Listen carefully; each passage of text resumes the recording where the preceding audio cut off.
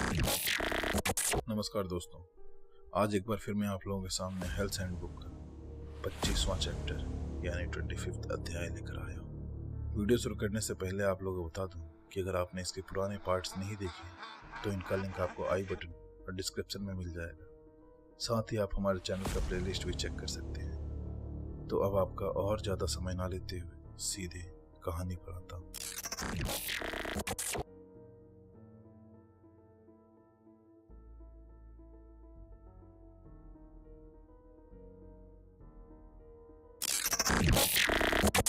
जब सुजिन और येयू घर लौटे तो अंकल लियू गेट पर खड़े होकर उसकी राह देख रहे थे।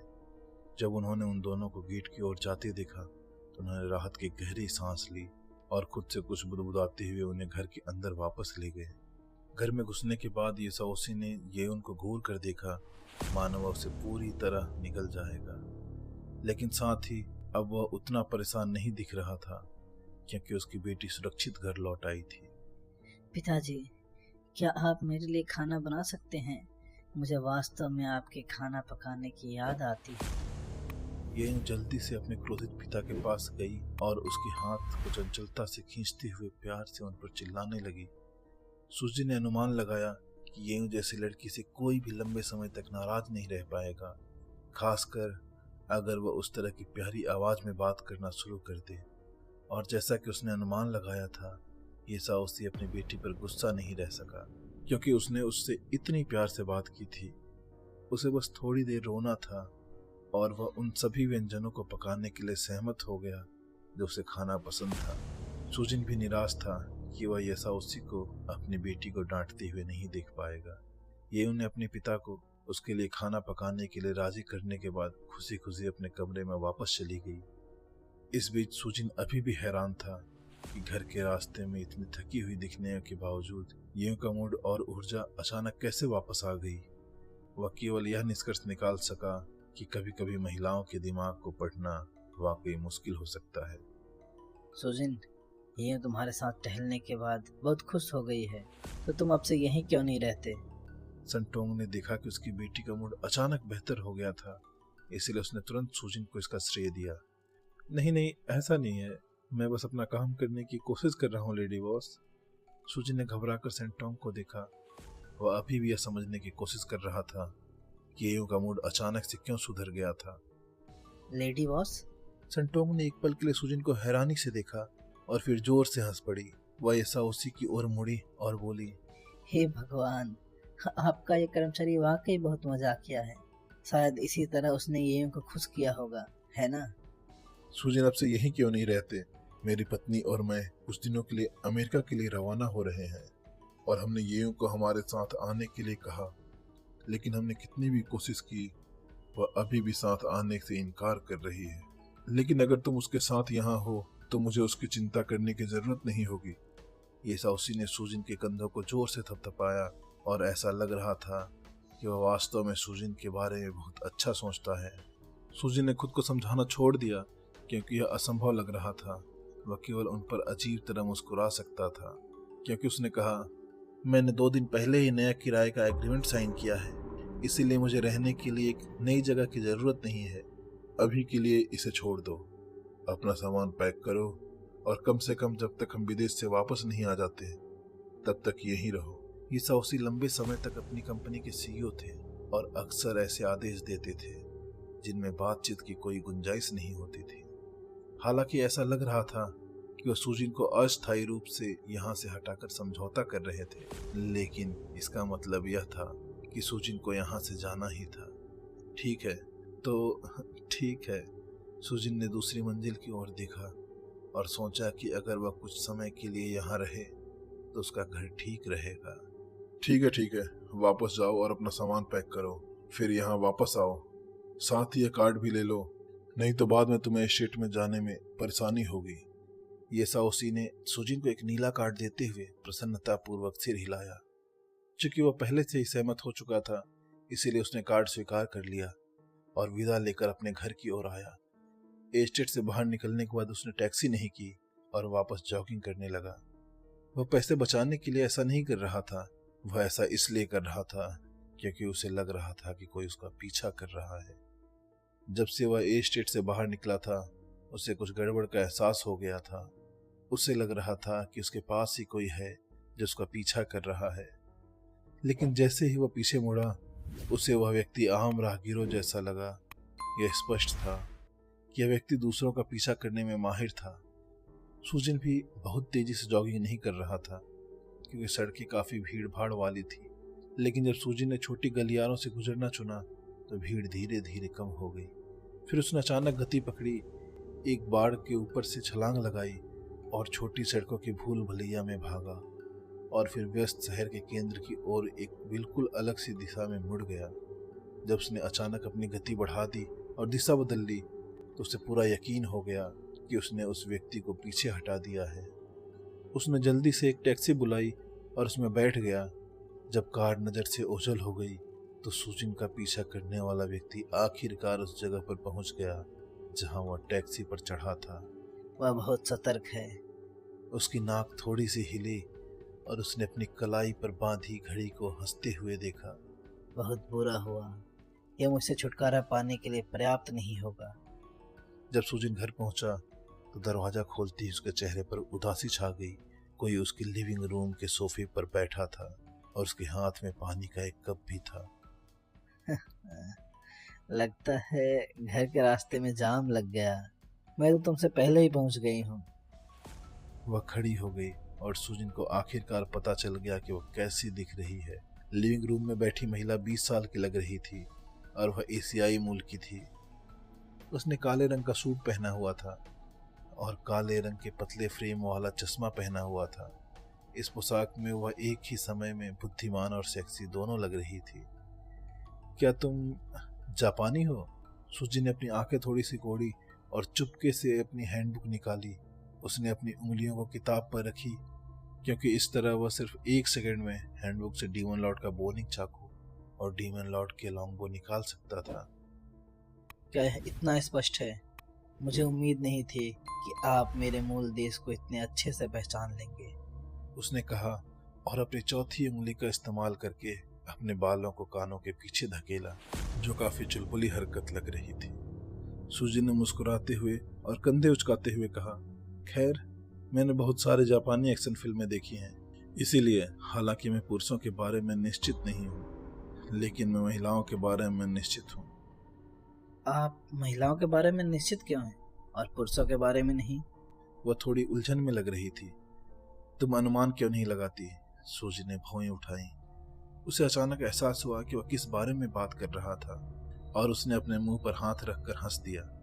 मुझे उम्मीद नहीं थी कि तुम इस तरह की चीजों में इतनी दिलचस्पी रखोगे, लेकिन फिर भी इसमें कुछ भी असामान्य नहीं है। ठीक है, अब ये बेकार की बातें बहुत हो गई। आप कहाँ से हैं इससे कोई फर्क नहीं पड़ता, लेकिन मुझे नहीं लगता कि जब घर का मालिक आसपास ना हो तो आपका घर में घुसना उचित है ना? और ऐसा लग रहा है कि आप मेरा पीछा कर रही थी। सुजिन के चेहरे पर अचानक गंभीरता आ गई और उसने उससे सख्ती से बात की। वह धीरे से उठी और विनम्रता से उसके सामने झुकी। मेरा नाम कानोमाई है और मैं आपकी टीम का सदस्य बनना चाहती हूँ।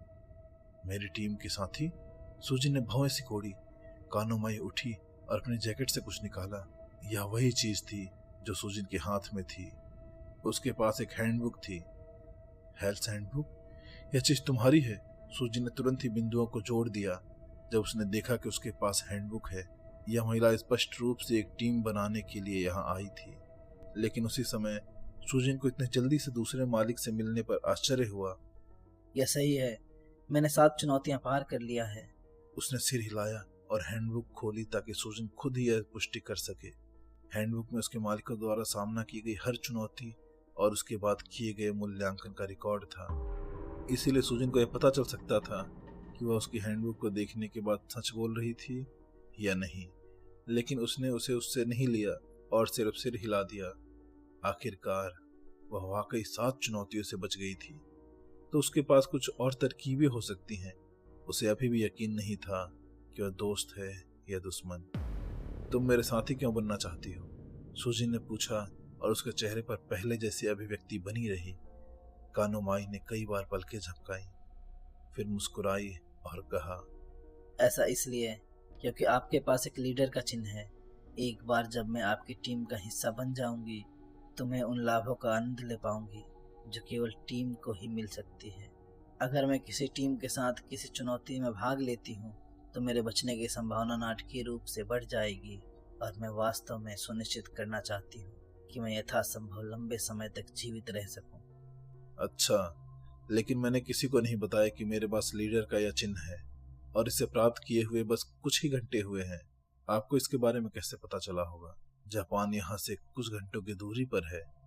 सूजी ने फिर से अपनी नाक थपथपाना शुरू कर दिया। क्या हैंडबुक ने लीडर चिन्ह को प्राप्त करने के बाद कोई सार्वजनिक घोषणा की थी? क्या इसीलिए उसे इसके बारे में इतनी जल्दी पता चला? ऐसा इसलिए था क्योंकि मेरे पास यह है। कानुमाई ने अपनी कलाई पर बेहद जटिल रूप से डिजाइन किया हुआ एक घड़ी दिखाया। उसने समझाया, यह एक ऐसी वस्तु है जिसके लिए मैंने जानबूझकर अपने पॉइंट्स का आदान प्रदान किया था। यह एक टीम फाइटिंग वॉच है। जब तक लीडर का निशान वाला कोई मालिक एक निश्चित दायरे में दिखाई देता है, यह मुझे सूचित करेगा। मैं छुट्टियों के लिए SCT में थी और मुझे नहीं लगा कि मैं यहाँ किसी को ढूंढ पाऊंगी। सूजी ने अपना सिर खुजलाया। हैंडबुक में दी जाने वाली वस्तुओं की विविधता बहुत अधिक थी, इसीलिए ऐसा कुछ एक्सचेंज के लिए उपलब्ध होना संभव था। कानोमाई का स्पष्टीकरण बहुत उचित लगा, इसीलिए सूजी ने वास्तव में अपनी सतर्कता थोड़ी कम कर दी। क्या आप वाकई अन्य मालिकों से मिली हैं? सूजिन सोफे पर बैठ गया और कानोमाई को भी बैठने के लिए इशारा किया ताकि वे आराम से आमने सामने बैठकर बातें कर सकें। कानोमाई ने कुछ देर सोचा और कहा, मैंने काफ़ी संख्या में देखे हैं, लेकिन प्रत्येक चुनौती में मृत्यु का दर इतनी अधिक है, इसलिए उनमें से कुछ को एक या दो बार देखने के बाद मैंने उन्हें फिर कभी नहीं देखा। क्या ऐसे बहुत से लोग हैं जिनके पास लीडर का चिन्ह है? सुजिन ने पूछना जारी रखा। तुम्हें खोजने से पहले मैं सोचती थी कि क्या यह चीज़ सिर्फ एक खिलौना है, और अगर मैं अपने किसी चुनौती के दौरान किसी ऐसे मालिक से नहीं मिलती जिसके पास लीडर का चिन्ह हो, तो मुझे लगता कि यह सब एक दिखावा है। कानोमाई ने हंसते हुए अपना सिर हिलाते हुए कहा, क्या यह इतना दुर्लभ है? सुजिन को आश्चर्य हुआ। यह समझना आसान नहीं था कि वास्तव में कई समानांतर ब्रह्मांड हैं, लेकिन उसे पूरा यकीन था कि कोई भी मालिक जो कई चुनौतियों से बचने में कामयाब रहा और पर्याप्त जानकारी एकत्र की, वह उसी निष्कर्ष पर पहुंचने में सक्षम होगा जिस पर वह पहुंचा था। शायद मैं जहाँ से आती हूँ वहाँ बहुत से लोग हैं। मुझे यकीन नहीं है कि दूसरे देशों में लीडर मार्क वाले बहुत से मालिक हैं, कानोमाई ने कहा। सूजी ने सोच समझकर सिर हिलाया, फिर उसकी ओर देखा और कहा, ठीक है, अगर आप मेरी टीम का हिस्सा बनना चाहती हैं तो मुझे आपसे आपका परिचय विस्तार से लेने की आवश्यकता होगी। उसे अपनी टीम में रखने में कोई आपत्ति नहीं थी, लेकिन उसे किसी भी संभावित टीम सदस्य के बारे में अधिक जानने की आवश्यकता थी। उसके साथ काम करने के लिए सहमत होने से पहले उसे उसकी पहचान और क्षमता स्थापित करनी थी, और साथ ही वह अभी भी उससे काफी सावधान था, क्योंकि वह कहीं से भी अचानक सामने आ गई थी।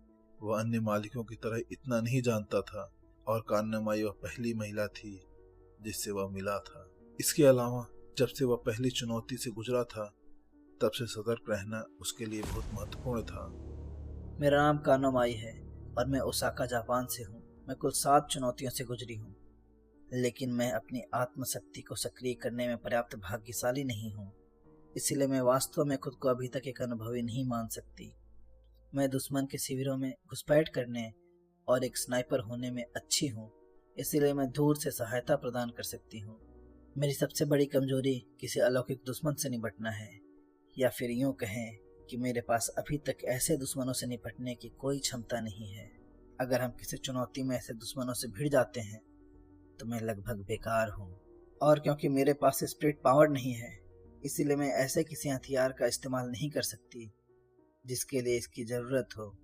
नज़दीकी रेंज में हमलों के लिए मेरे पास स्टारलाइट तलवार है। लंबी दूरी के हमलों के लिए मैं सोल स्नाइपर राइफल का इस्तेमाल करती हूँ। बस इतना ही। सुजिन ने इसे सुनकर अपनी नाक को हल्के से थपथपाना शुरू कर दिया। उसे यकीन नहीं था कि उसने उसे सब कुछ बताया है, लेकिन उसने जो कुछ भी बताया था वो शायद सच था। एकमात्र बात जिसने उसे परेशान किया वह यह थी कि वह 7 चुनौतियों से गुजरने के बावजूद अभी तक अपनी आत्मशक्ति को सक्रिय नहीं कर पाई थी। इससे केवल यह पता चलता है कि आत्मशक्ति को सक्रिय करना कितना मुश्किल है। बधाई हो कानोमाई, आप इस टीम की दूसरी सदस्य हैं। सूजी ने टीम में उसका स्वागत के लिए कानोमाई की ओर हाथ बढ़ाया और इसी के साथ हेल्स हैंडबुक का यह चैप्टर भी यहीं खत्म होता है। दोस्तों, आपको ये वीडियो कैसा लगा मुझे कमेंट में बताएं। साथ ही अगर आपको ये वीडियो अच्छा लगे तो इसे लाइक, चैनल को सब्सक्राइब और वीडियो को अपने दोस्तों में शेयर करें। तो आज के लिए बस इतना ही। जल्दी मिलता हूँ इसके अगले भाग या किसी दूसरी वीडियो में। तब तक के लिए